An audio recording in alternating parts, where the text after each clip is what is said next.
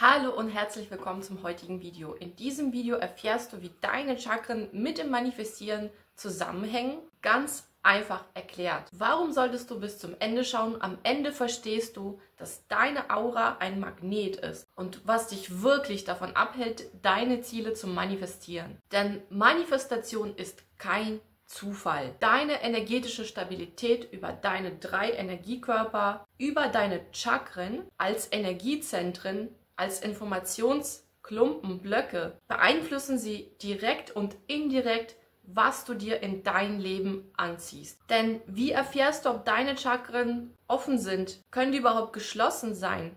Und gibt es Hinweise darauf, dass deine Chakren womöglich nicht so funktionieren, wie sie sein sollen? Es gibt indirekte Hinweise wie Leck an Energie. Verschiedene energetische Lecks, die sich in Form von gesundheitlichen Schwierigkeiten zeigen. In den Bereich Finanzen, Beziehungen, schließlich bis auf die Ebene der Emotionen mit Begleitzuständen wie Ängstlichkeit, Reizbarkeit, Reizüberflutung, Nervosität und Instabilität. Daran erkennst du, dass etwas in deinem Körper, in deinen energetischen Strukturen nicht ganz rund läuft, nicht im Balance ist. Wie das zustande kommt und wie du da rauskommst, erfährst du in den folgenden Punkten. Bleib also dran. Bevor ich dazu überleite, zu der Lösung, wie du mit deinen Chakren sinnvoll arbeiten kannst, dass es dir besser geht, dass du die Dinge manifestieren kannst, die du so gerne haben möchtest, gehen wir darauf ein, kurz, was sind überhaupt Chakren? Vielleicht hast du von diesem Begriff schon mal gehört.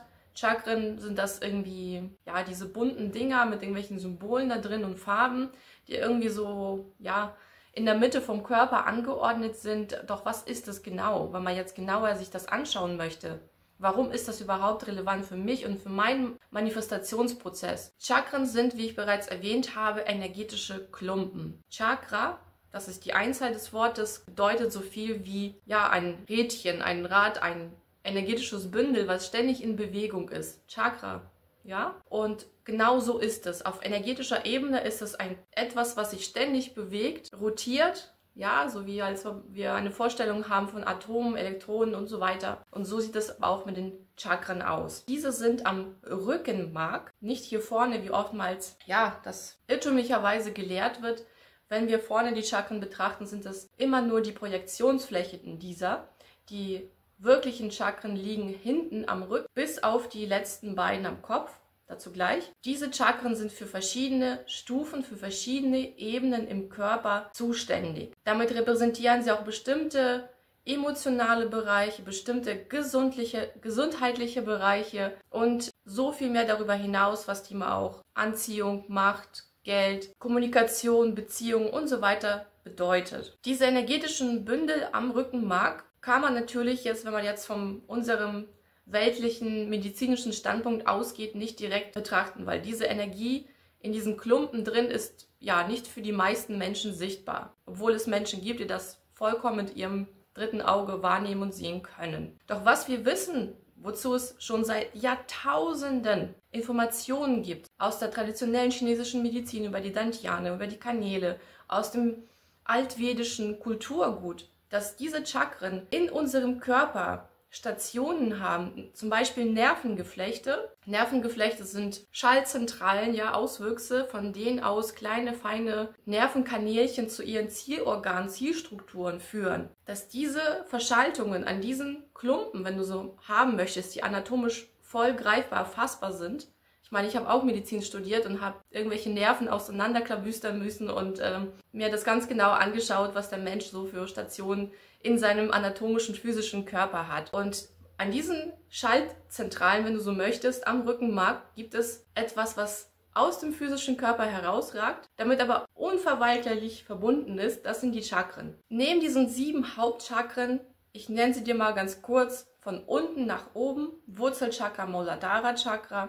Ich sage dazu immer den Sanskrit-Namen, also den vedischen Ursprungsnamen, wenn du so haben möchtest. Und genau, es geht mit Wurzelchakra los. Dann gibt es Svadhisthana Chakra, das ist das Sakralchakra. Manipura, das Solarplexus Chakra, obwohl das eigentlich gar nicht am Solarplexus vorne gibt. Solarplexus an sich ist ein Nervengeflecht, Bündel, welches ein sehr, sehr starkes Energiezentrum ist, doch nicht in diese 7 klassischen Chakren am Rücken einzuordnen ist, sondern das ist hier vorne am Bauch, Oberbauch, Übergang Brust schon ein Chakra für sich, also ein anderes, wenn du möchtest, ein anderer energetischer Punkt, mit dem man arbeiten kann, der sehr, sehr wichtig ist. Doch wenn wir von diesen 7 Hauptchakren ausgehen, meine ich das Solarplexus-Chakra, irrtümlich so in Deutschen bezeichnet, das Manipura-Chakra, das sich am Taillenübergang am Rücken befindet. Dann geht es weiter mit Anahata-Chakra, also auch wieder hinten. Das ist das Herzchakra. Dann Halschakra ist ungefähr in diesem Bereich anzusiedeln und ja, die anderen 2, wie ich bereits erwähnt habe, sind nicht am Rücken, weil hier hört ja der klassische Rückenmark-Wirbelsäule auf und dann geht es weiter mit den Hirnstrukturen. Das Ajna-Chakra, dritte Auge-Chakra, ist mitten im Kopf, Bereich Hypophyse. Ja, das ist auch eine besondere Struktur. Und das letzte Chakra ist das Kronenchakra. Dieses befindet sich quasi hier oben am höchsten Punkt am Schädel und ein bisschen drüber hinaus. Das heißt ein bisschen am Kopf, im Kopf und darüber hinaus. Das sind die 7 klassischen. Es gibt darüber hinaus wirklich unheimlich viele weitere Chakren. Allein schon deine Hände, wenn du sie so nimmst, deine Handstrukturen für sich, aber jedes einzelne Gelenk ist so eine Art, hat ein Mini-Chakra. So Menschen, die mit Reiki arbeiten oder mit Energiekanälen, wissen, wovon ich spreche. Ja, also das sind auch besondere Zentren, die sehr machtvoll sein können, wenn man damit arbeitet, wenn man da viel mit zu tun hat. In Kniegelenken sind Chakren drin, in deinen Fußgelenken. Also es gibt darüber hinaus auch außerhalb des physischen Körpers noch weitere Chakren, die zu dir, zu deinem Bioenergiefeld zugeordnet sind. Für die meisten Menschen, um ganz, ganz weit mit seinem Manifestationsprozess voranzukommen, mit sich selbst zu arbeiten und innere Zufriedenheit zu erschaffen,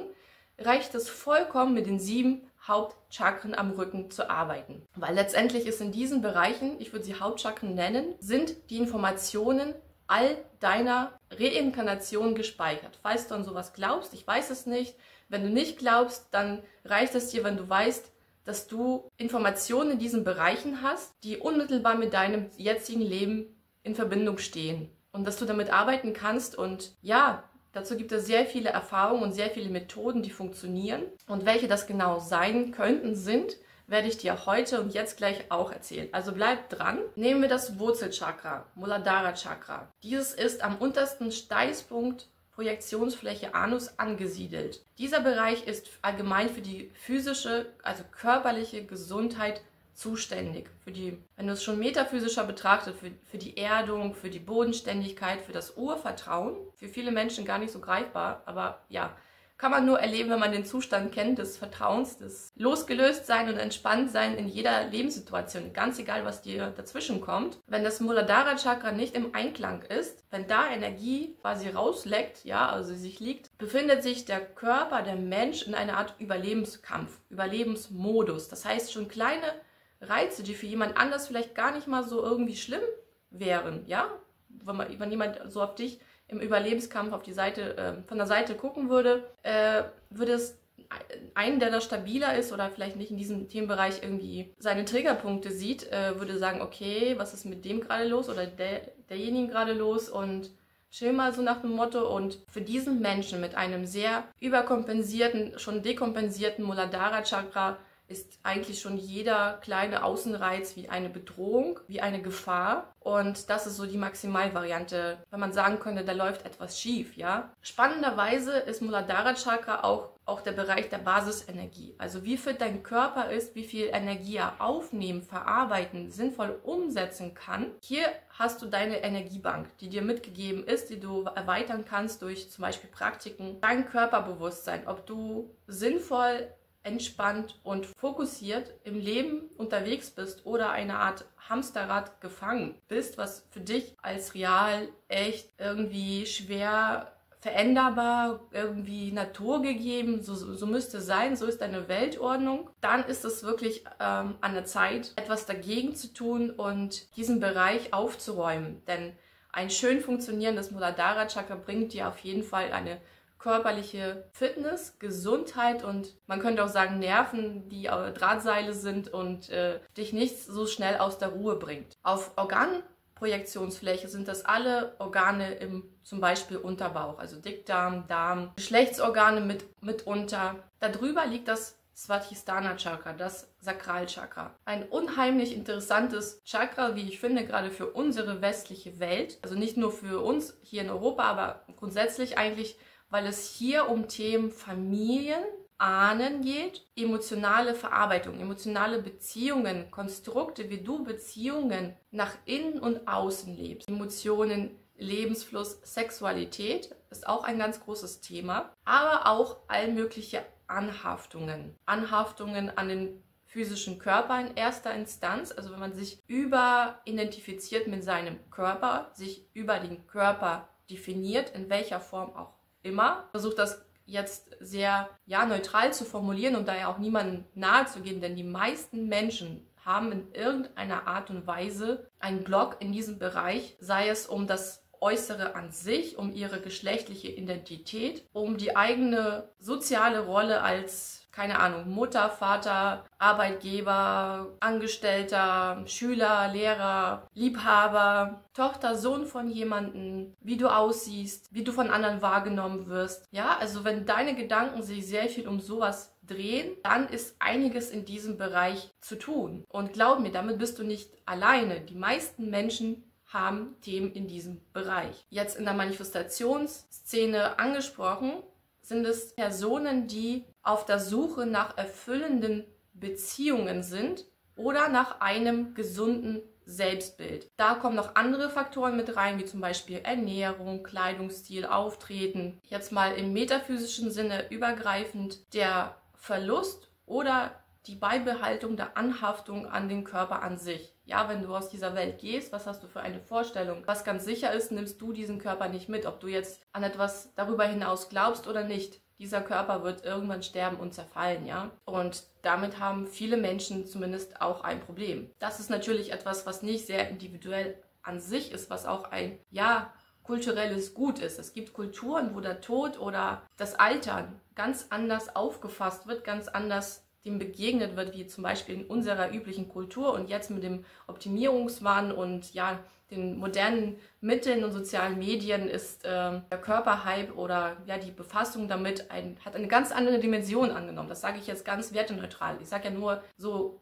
damit du verstehst, wie dieses Chakra zusammenhängt mit den aktuellen Themen. Um mit den Chakren weiterzumachen, kommen wir jetzt zum Manipura Chakra. Wie gesagt, dieses liegt am Taillenübergang, unterstes Drittel Brustwirbelsäule. Dieses Chakra ist die Energiebank. Also das ist, auch wenn das ein bisschen komisch klingt, auch dein Verstand. Ja, also die Wissenschaftler kommen immer mehr der Idee, unser Gehirn liegt irgendwo eigentlich hier, das ist die Gehirnmasse schon, aber die Steuerung, die Neuronennetze, die Verflechtung mit dem Darm, die Wissenschaftler auf der Spur sind, das noch tiefer zu begreifen, dass zum Beispiel 80% aller Neuronen, die mit Zufriedenheit, mit Serotoninproduktion, Serotonin ist eins der wichtigen Hormonmoleküle, die für unsere Zufriedenheit zuständig sind. Die Produktion, die Umsetzung, die Ankurbelung liegt im Darm. Der Darm, jetzt reden wir aber hier so im Oberbauchbereich schon, von dem energetischen Zentrum, ist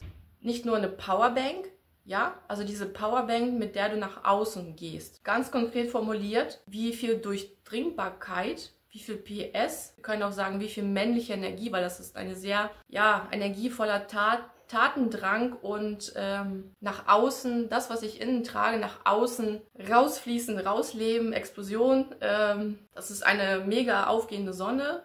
Solarplexus-Chakra, Sonnengeflechtschakra, Sonne. Ja, und so wird dieses Chakra oftmals gesehen. Und gleichzeitig ist es ein Zentrum, welches schon weniger eher so für die körperliche Anhaftung zuständig ist, über die Organe in der Umgebung natürlich damit trotzdem verbunden ist. Aber hier stehen andere Themen mehr im Fokus, die dem Ego und wie es sich nach innen und außen zeigt, befasst. Ob es sich mehr über den Verstand repräsentiert, zeigt, aus dem Verstandesbewusstsein handelt, und wie weit du deine Schöpferkraft nutzt. Damit ist es auch definitiv ein Machtzentrum. Ja, wie lebst du deine Macht nach innen und außen aus? Nutzt du andere Menschen aus oder handelst du im Wohle aller? Suchst du irgendwie nach einer Lösung, die für alle konform ist, oder bist du auf deine eigenen Ego-Vorteile bedacht. Und wenn ich von dir rede, rede ich eigentlich von uns allen. Ja, versuch das gerade nur so zusammenzufassen, dass du verstehst, was die Kernessenz von diesem Energiezentrum ist. Diese Energiebank Manipura, da entscheidet sich durch den menschlichen Willen, durch die Evolution der Seele, in welche Richtung diese Energie fließt. Fließt sie nach oben zu den oberen Zentren, dann erfahren wir das wie High Vibe, positive Manifestation, etwas für das Wohlergehen aller, für die Menschheit, krasse Idee, die irgendwie Leben anderer und deins verbessert. Ja, also du hast jetzt irgendwas Krasses herausgefunden für dich, wo du Erfahrung gesammelt hast und das möchtest du jetzt unbedingt mit anderen teilen und weil du das für so wichtig hältst und du brauchst ein starkes Solarplexus, damit du anderen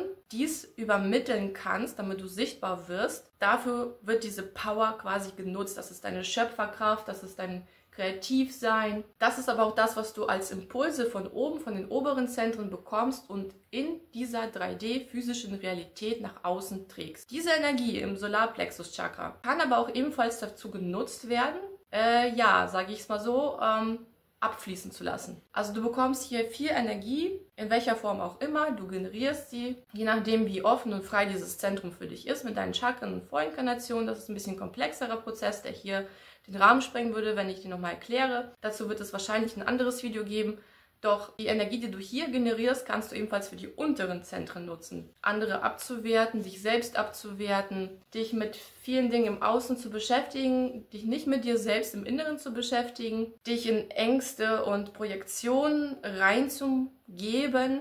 Und das ist so etwas, was ich sehr, sehr schade finde. Jetzt kommt die Bewertung an der Stelle, dass diese Energie, die an sich ja neutral ist, fließt nach unten, fließt eigentlich ab, wird verschwendet und sie könnte dieselbe Energie, ja, weil sie ist ja neutral, sie ist weder positiv noch negativ, du gibst ihr durch deine Aktion, durch deine Entscheidung quasi die Richtung vor, in welche Richtung diese Energie fließen darf. Und ja, die meisten Menschen lassen diese Energie in untere Zentren ausfließen. Genau, nach Manipura, nach dem Feuer kommt dann das Herzchakra, Anahata Chakra, und dieses Chakra steht für das weit verbreiteste ist für das seelische, empathische, für das Mitgefühl. Der Brustraum an sich ist ein weiterer Bereich, der unheimlich viel Power hat. Herzenspower, Herzenswärme. Wenn du dein Herz öffnest, bist du unschlagbar, weil das ist quasi der pure Magnetismus, das ist der Raum, der dir neue Möglichkeiten eröffnet, Gaben zu leben. Ja, also es ist ein Bereich, dieses Herzchakra, welches für deine besonderen Talente und Gaben steht. Einige davon wirst du schon kennen und damit leben, arbeiten können, wie auch immer. Einige davon sind verborgen und werden mit evolutionärem Prozess deiner Seele, deiner Erfahrung als Mensch oder ja, in verschiedenen Leben freigelegt. Und das Herzchakra trägt dazu die Information. Das ist das Christuslicht, das Buddha-Zentrum Buddha, also Buddha kommt von Buddhi, Intellekt. Doch dieses Intellekt ist mehr etwas als Verstand, das ist eher wie eine Art Wahrhaftigkeit, gepaart mit so einer Art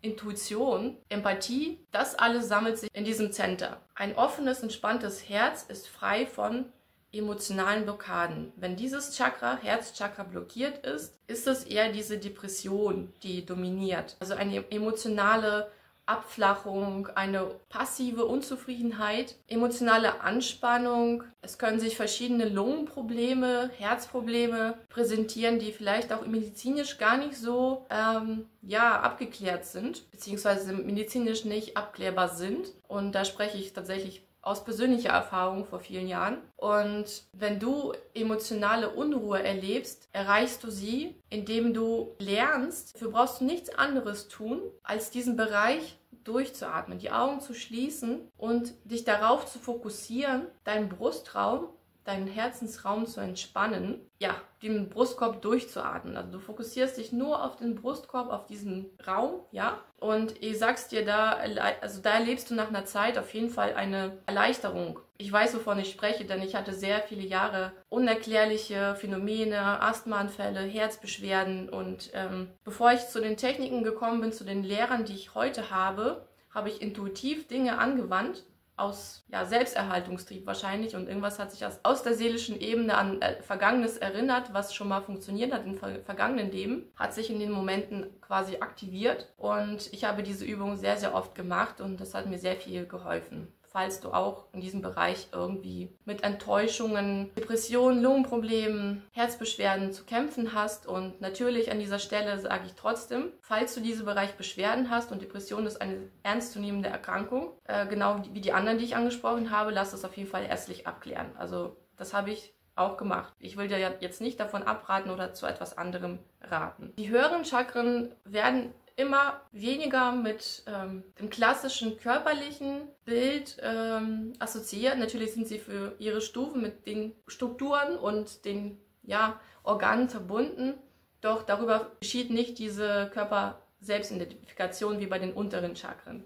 Im Halsbereich ist alles angesiedelt, was mit Thema Kommunikation zu tun hat und darüber hinaus mit Struktur, mit Leadership, also wie weit bist du fähig, in Führung zu gehen. Das gilt natürlich nicht nur dann, wenn du eine Führungsposition überhaupt in dir trägst, also inne hast, sondern das kann auch etwas, sage ich mal, Kleineres sein, wenn es darum geht, deine Familie zu organisieren oder einen Ausflug oder deine Hobbymannschaft und irgendeine andere Tätigkeit, wo du in die Führungsrolle gehst, wo du in Selbstverantwortung kommst, wo du anpackst, ja, und ja, dieses Chakra ist sehr, sehr wichtig für diese Bereiche. Aber auch darüber hinaus, inwieweit du fähig bist, deine persönliche Wahrheit nach außen zu leben. Schluckst du sehr oft das runter, was du eigentlich fühlst, denkst, empfindest und sagen möchtest, weil du zum Beispiel nicht anderen unangenehm auffallen möchtest oder du das Gefühl hast, dass du abgelehnt wirst, ausgeschlossen, ausgegrenzt wirst, wenn du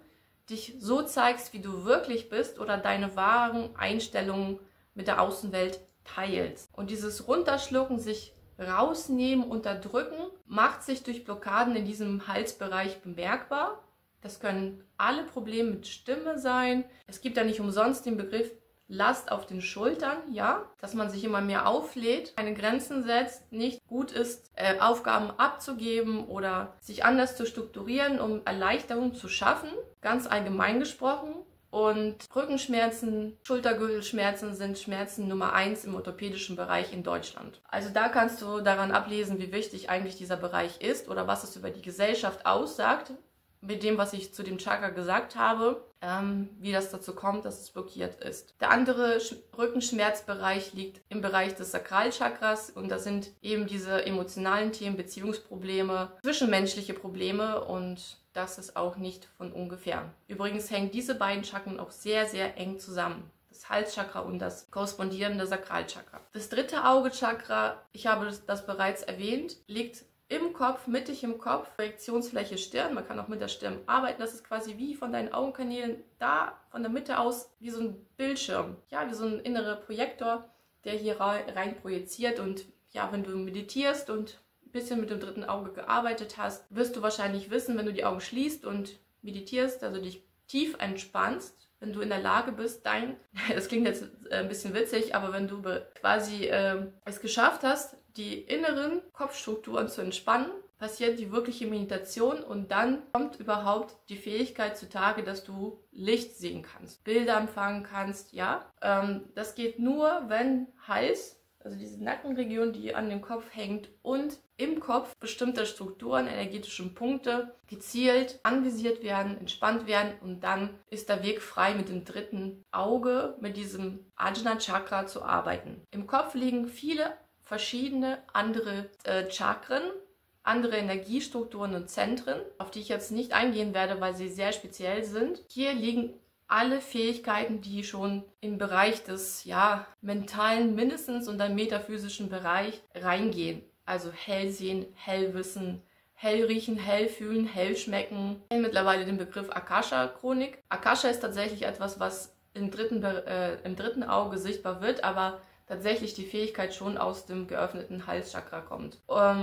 Das ist eine Art Brücke und Verbindung zu deinem wahren Selbst, zu dem Higher Self, ja. Und wenn dieses Chakra geöffnet ist, dann empfängst du leicht Visionen. Du kannst leicht mit den Tools der Vision arbeiten. Ja, in der Manifestationsszene wird sehr viel über Visualisieren gesprochen, ja. Genau darum geht es. Wenn dieser Bereich geöffnet ist, Quantensprung, ja. Funktioniert das alles? Ja klar, es funktioniert, aber nur dann, wenn dein drittes Auge auch richtig funktioniert. Wenn es nicht richtig funktioniert, dann sind das mentale Fogs, die sich bemerkbar machen. Das sind ja so irgendwie so gar kein Empfinden für intuitive Prozesse, für Taktgefühle. Das ist aber auch fehlende Klarheit. Also das ist immer dieses, soll ich dies oder jenes, was ist besser?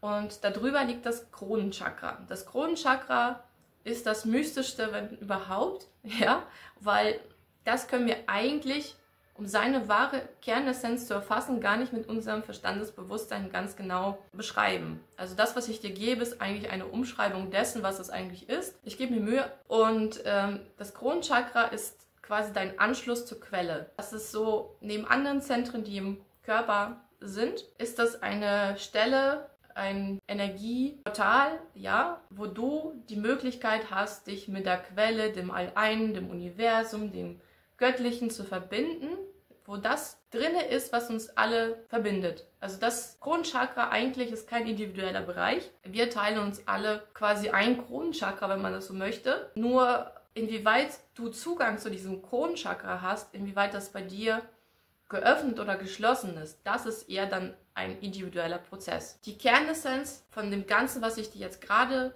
erzählt habe und ja, wie sich das Ganze auf deine Manifestationsvorgänge überträgt, ist, dass deine Realität zeigt, wie deine Chakren schwingen und deine Chakren wiederum zeigen, wie deine Realität sich abbildet. Bei Chakra-Blockaden machen sich Symptome bemerkbar wie Erschöpfung, Krankheit, Selbstsabotage, aber auch Fehlentscheidungen, die dich, warum Fehlentscheidungen? Weil sie dich nicht zu den Ergebnissen gebracht haben, die du dir womöglich gewünscht hast, anhand deiner persönlichen Auswahlmöglichkeiten oder wie du gewählt hast, gemeinsam mit dem, was deine auch innere und äußere Biologie hergibt. Und diese Fehlentscheidungen machen sich dann im Bereich Beziehungen, Finanzen und allgemeinem Lebensweg bemerkbar. Und genau, ich habe dir anfangs versprochen, dass ich dir einen Ausblick gebe, wie man mit den Chakren arbeiten kann, dass man genau die Dinge, die ich gerade angesprochen habe, diese Blockaden,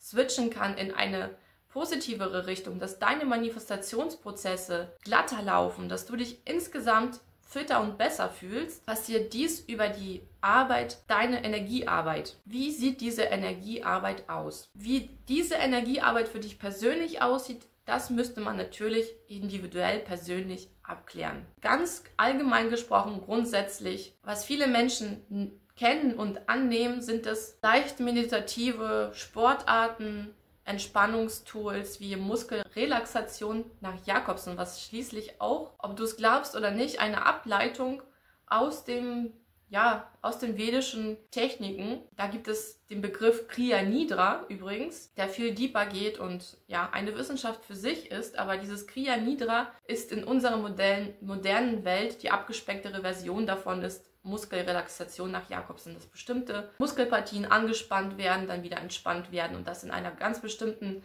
Reihenfolge, wo der Fokus in bestimmte Regionen geleitet wird, gezielt angesteuert wird und durch diese Anspannung und Entspannung sich positive Effekte bereits in Studien belegt auf die Lebenszufriedenheit, auf Symptome im Bereich Depression, Ängste zeigen. Wenn man da deeper gehen möchte und dennoch etwas für sich Zugängliches, nicht abgespacedes wählen möchte, gibt es Tai Chi, Qigong. Ja, das sind Dinge, die sehr viel bewusstere körperliche Arbeit implizieren, mit Energiekanälen gearbeitet wird und nimmst du ganz normales Hatha-Yoga in deinem Nachbar-Fitnessstudio oder deinem Lieblings-Yoga-Center, dann ist das schon ein guter Anfang und jeder, der Yoga macht über längeren Zeitraum, kann dies, denke ich mal, bestätigen, dass sich sehr viel auch mentale Stärke, Loslösung und Progress durch körperliches Yoga zeigt. Das gleiche gilt auch für Qigong, Tai Chi. Viele Angebote werden bereits von Krankenkassen übernommen, also informiere dich auf jeden Fall,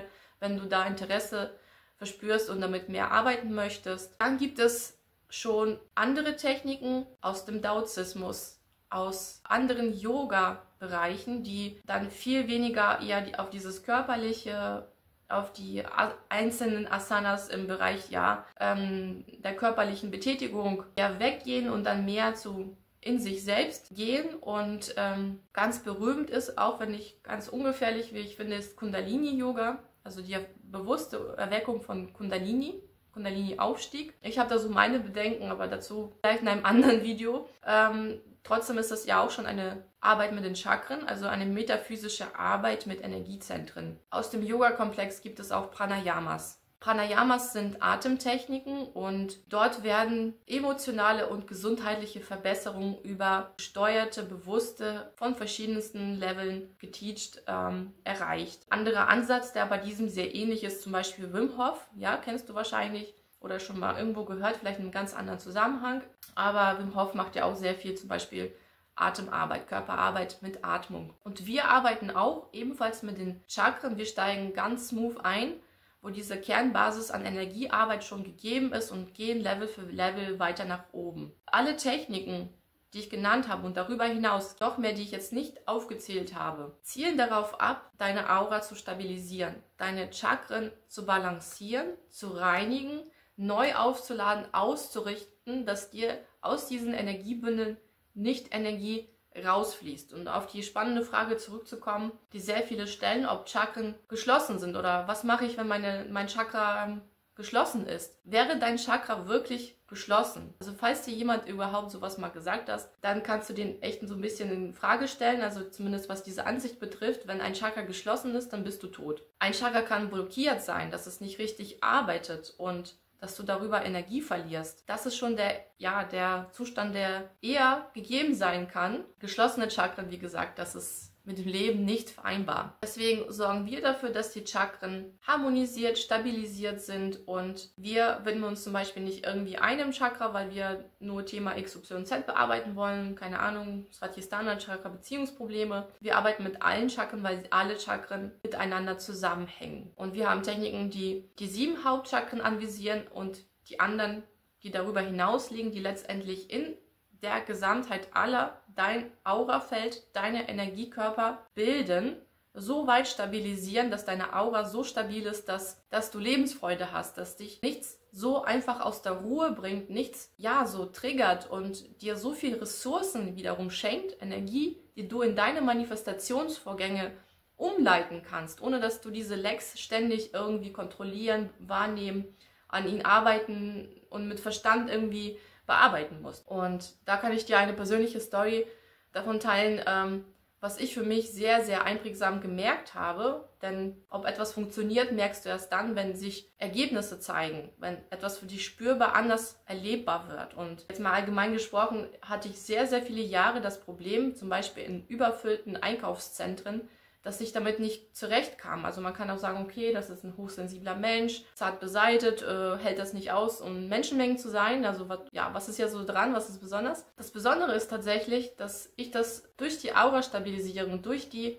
konstante Anwendung der Tools erreicht habe, dass ich, wenn ich jetzt in Menschenmengen gehe, mich hinterher nicht so ausgelaugt fühle. Du musst es dir so vorstellen, wenn deine Aura nicht stabil ist, sie ist irgendwie löchrig und zerfleddert und irgendwo guckt so ein bisschen Energieschwanz in die Richtung, hier ist so ein kleiner Ausschwenker nach da und die anderen Menschen haben das auch, ne? Nobody's perfect, alle sind so unterwegs und dann merkst du es zum Beispiel, wenn du irgendwie wo bist und es gibt Menschen, die an dir vorbeigehen und es ist dir direkt unangenehm, in deren Nähe zu sein. Also irgendwie, ohne dass du sie kennst, ohne dass du sie riechst, spürst, wie auch immer, ist es dir schon unangenehm, in der Nähe zu sein. Das ist der Fall, wenn die Auras sich beißen, wenn die energetischen Körper ineinander hineinragen und das gar nicht so physisch unbedingt passiert und diese Reibung trotzdem irgendwie geschieht, ja? Dann sind da so plötzlich ganz viele Menschen und mit einigen wirst du okay sein, mit einigen wirst du mehr oder weniger okay sein, mit einigen wirst du gar nicht okay sein von den energetischen Imprints her. Und da kommen natürlich andere Reize hinzu, die du bewusst wahrnimmst, dass dir bestimmte Gerüche unangenehm auffallen, bestimmte Gesichter oder wie auch immer. Dann geht dein Verstandesmotor an, der das auch Ganze bewertet, ja. Vieles dann aber auch irgendwie ausblendet, aber das Ganze sammelt sich dann als Reiz auf Reiz, es kommt zur Reizüberflutung und ja, der Kollaps, ja. Also dann gehst du nach Hause und kannst dir einen nur ins Bett legen. Und so ging es mir viele Jahre, deswegen habe ich, nicht so gern für längere Zeit Menschenmengen aufgesucht, bis ich das für mich so transformiert habe, dass ich sagen kann, heutzutage ist das für mich kein Problem, weil die Aura stabiler ist und ich bin dann mehr bei mir. Ich bewerte andere Menschen gar nicht so sehr. Wenn mir etwas unangenehm auffällt, kann ich das einfach so hinnehmen. Ja, also der andere ist so, wie er ist. Ich kann es in dem Moment nicht ändern. Ich bin aus meinen persönlichen Gründen gerade vor Ort und der andere Mensch eben auch. Und ja, so what so. Das zeigt mir, dass diese Arbeit an diesem ganz einfachen Beispiel schon wertvoll ist, weil es so viel Lebensqualität schenkt und weil es eben so ein Gamechanger in vielen Lebensbereichen für mich, für meinen Partner bedeutet hat, zeigen wir genau das in unserem Programm, wie das Ganze in einfachen Schritten im Alltag umsetzbar wird, dass man immer mehr diese Stabilität erreicht. Was sagst du zu den Chakren? Welche Erfahrungen hast du bisher gesammelt? Hast du was davon schon mal gehört? Und was konntest du heute persönlich für dich aus diesem Video mitnehmen? Das würde mich wirklich sehr, sehr interessieren. Deshalb schreibe bitte in die Kommentare. Vergiss nicht, ein Like und ein Abo dazulassen. Ich bedanke mich bei dir, dass du bis hierhin dran geblieben bist. Wir sehen uns beim nächsten Video. Alles Gute bis dahin. Ciao.